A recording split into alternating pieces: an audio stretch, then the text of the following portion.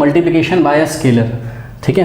तो अगर कोई फंक्शन f जो मैप कर रहा है x टू r, ठीक है, be a real valued function, अगर ये क्या है आपका, ये रियल वैल्यूड फंक्शन है, और यहाँ पे आपने खास बात देखी है क्या, यहाँ पर इन्होंने आपको ये नहीं बोला है आपकी किताब में, आप एनसीईआरटी में चेक करिए, आपको ये नहीं बोला है कि x is the subset of r। क्यों नहीं बोला है? इसलिए नहीं बोला है क्योंकि हमने आपको बताया था रियल वैल्यूड फंक्शन में जो आपका डोमेन होता है वो रियल नंबर का सबसेट हो भी सकता है और नहीं भी हो सकता है, ठीक है। याद है?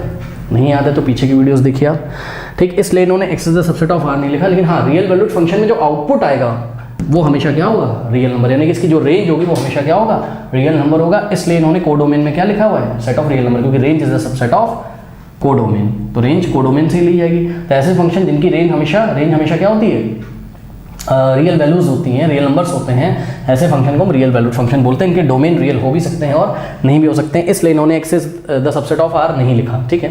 तो कह रहा है अगर कोई फंक्शन f है और अगर आपके पास एक स्केलर क्वांटिटी अल्फा है, ये अल्फा हमने लिखा हुआ है, स्केलर क्वांटिटी अल्फा है, ठीक है। स्केलर क्वांटिटी मतलब कोई नंबर, तो अगर हम इस नंबर को इस फंक्शन से मल्टीप्लाई करें तो एक नया फंक्शन मिलेगा। सुनो बच्चों, अगर हम इस नंबर अल्फा को इस फंक्शन से मल्टीप्लाई करें, यानी कि अल्फा इंटू एफ करें, तो हमको एक नया फंक्शन मिलेगा जिसको हम कैसे दिखाएंगे, अल्फा इंटू एफ से, और ये मैप करेगा कहाँ से कहाँ, ये भी मैप करेगा x टू r, ठीक है। तो इसकी जो डेफिनेशन होगी वो कैसी होगी, इसकी जो डेफिनेशन होगी स्टूडेंट्स, ये होगी आपकी अल्फा इंटू एफ। अभी मैंने बताया अल्फा एक स्केलर क्वांटिटी है, एक स्केलर नंबर है, और इसको एफ से मल्टीप्लाई किया तो ये भी तो एक फंक्शन है। जब आप किसी स्केलर नंबर को फंक्शन से मल्टीप्लाई करोगे तो आएगा एक फंक्शन ही, ये पूरा एक फंक्शन है, और इस फंक्शन की इनपुट क्या है, एक्स। तो इसको हम क्या पढ़ेंगे, alpha into F of x, और ये डिफाइंड है कैसे, ये डिफाइंड इस तरीके से है कि आप अल्फा को मल्टीप्लाई कर दीजिए किससे, एफ ऑफ एक्स से। आप अल्फा को मल्टीप्लाई कर दीजिए किससे स्टूडेंट्स, एफ ऑफ एक्स से, फॉर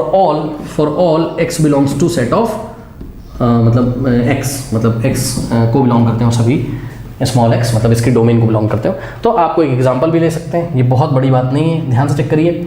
मान लीजिए कि हमने एक फंक्शन लिया और एक हमने फंक्शन लिया f ऑफ x लिया हमने, और ये क्या है 2x प्लस 1 है ये फंक्शन, ठीक है। तो हमको alpha into F of x निकालना है, तो ये सिंपली क्या हो जाएगा, और अल्फ़ा की वैल्यू हमको 2 दे दी गई है या 5 दे दी गई, अल्फ़ा की वैल्यू 5 दे दी गई, यानी कि 5 इंटू एफ ऑफ एक्स निकालना है, तो ये क्या हो जाएगा 5 इंटू एफ ऑफ एक्स हो जाएगा, बस सिंपली। तो 5 इंटू, और यहाँ एफ ऑफ एक्स की वैल्यू रख दो, एफ ऑफ एक्स की वैल्यू कितनी 2x प्लस 1, यानी कि 5 इंटू 2x प्लस 1 कर देंगे, कहानी खत्म हो गई। 5 2 ज़ा 10x प्लस 5 1 दा 5, ये आ गया आपका आंसर, ठीक है। कुछ खास नहीं करना, नंबर से उठा के फंक्शन में मल्टीप्लाई कर देना है, ठीक है।